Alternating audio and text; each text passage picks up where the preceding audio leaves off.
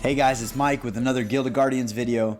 Today I want to talk about the different classifications of champions in the game and how they interact with each other. Because it can be pretty easy to overlook all the different champions and see what they're really designed to do. But I figure if we take a quick minute and just kind of go through them, it might be helpful as you're developing some of your teams. So to start out, we're going to take a quick look at tanks. So tanks in the game are designed to have high HP, high defense, be on the front line, and basically absorb damage. In some cases, those tanks will be able to dish out some damage as well, but a lot of them are kind of more geared towards just taking damage. So we saw, like with Grind in the previous video I made, he's up there healing himself, doing everything he needs to do to stay alive, but he's really not doing a whole lot of damage. Tuskrug, on the other hand, is providing a lot of damage and AoE crowd control, which it makes him a little more effective in that space. And as well as we have Telva down here, and then you have Icum and Brund and some of these other ones that we haven't really taken a look at yet, but I plan to do a featured video of them at a later point in time. One thing to know about tanks is if an assassin goes behind enemy lines or a warrior passes them, they won't typically turn around to fight that warrior. They're going to continue to press forward. So that is one benefit when we move into warriors that does change a little bit. So if we take a look at warriors here, they will actually turn around and fight an enemy behind you, or behind them. So if there's assassin that goes to the back line, is taking out your rangers, the warriors themselves will turn around to fight that enemy, which is a benefit. But the disadvantage is they don't typically have as high of defense or HP or attack. They're kind of in the middle all around. So it's kind of the jack of all trades, experts of none situations, but they can be very effective to help if you are coming up against an assassin team and your tanks aren't turning around to fight those guys. So that is something to keep in mind on the warrior front. And some of those warriors in the game, as you see here, we have Tybor, you have Corvus, Kreese, Palmera.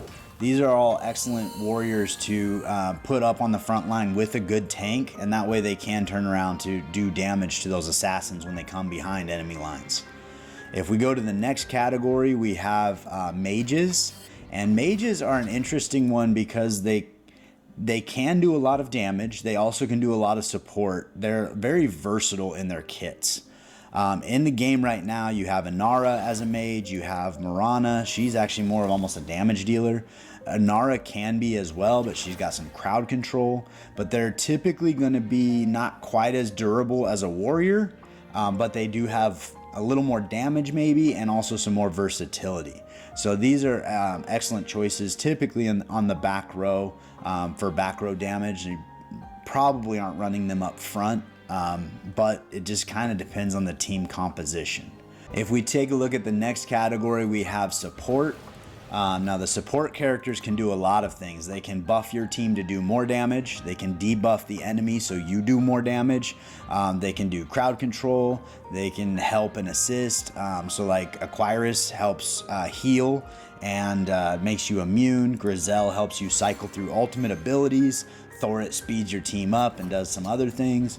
So these guys here are more geared towards almost sneaky damage because they're going to help your other allies do more things. But they don't necessarily get credit for the things that they're doing. But you'll notice when you take somebody like Grizel off your team, you just don't function as well because she's doing so many things to help your team along that are kind of behind the scenes. So that is kind of an interesting one with support, but I'd say at the bare minimum, you do want a healer on your team and probably a secondary support champion to aid the damage you're doing. So after we move from support, we're going to move on to assassins. Now the assassins are a really fun category and they have the highest attack in the game. So they can do a lot of damage. They tend to be a little squishier than warriors and mages. But if you build them ahead of the team, like by a few levels, they might be able to stay alive. If you can find the right way to keep them alive, they can do a lot of work for you.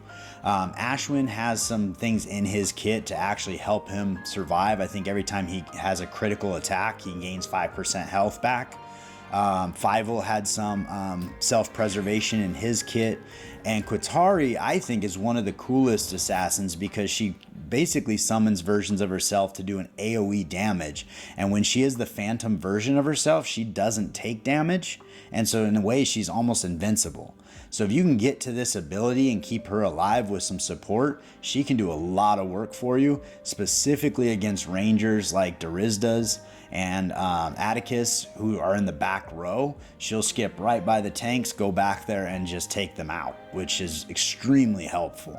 Last but not least, we have Rangers. Rangers have a high attack power. They're second highest behind your assassins, and they typically have pretty low in HP and defense. So they're going to be a little squishy, but they are designed to be on the back row, protected by your tanks, by your warriors, and that sort of thing. And Atticus and Darizda are probably the best example of Rangers. I think Lixis is also a Ranger, but I don't really see her getting a lot of gameplay. So I would say right now in the game, these are the two that you're probably going to be most familiar with and see the most in combat. But they do an amazing job working through crowds and just taking people out with the damage that they do.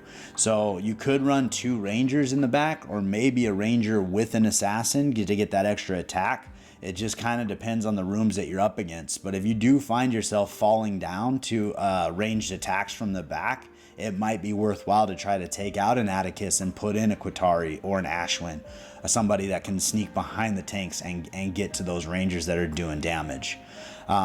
So it was kind of a quick video today, but I did want to touch base on those because knowing what each of those categories are doing can help you build a team to get past content where you get stuck. And so hopefully you found that helpful. I appreciate you taking the time with me today. We will be giving away an NFT character when we do hit 500 subscribers, so I'm super excited for that, and I will see you next time.